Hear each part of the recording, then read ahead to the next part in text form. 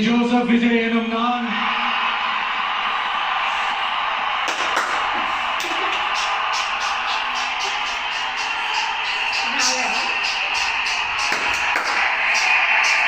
சட்டப்படி அமைக்கப்பெற்ற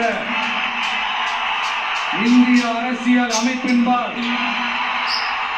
உண்மையான நம்பிக்கையும் மாறா பற்றும் கொண்டிருப்பேன் என்றும் இந்திய நாட்டின் ஒப்பில்லாத முழு முதல் ஆட்சியையும் உரிமையையும் நிலை நிறுத்துவேன் என்றும் தமிழ்நாட்டு அரசின் முதலமைச்சராக உண்மையாகவும் உளச்சான்றின்படியும்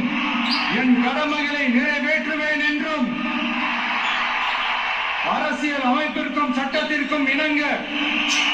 அச்சமும் ஒருதலை சார்பும் இன்றி விருப்பு வெறுப்பை விலக்கி பலதரப்பட்ட மக்கள் அனைவருக்கும் நேர்மையான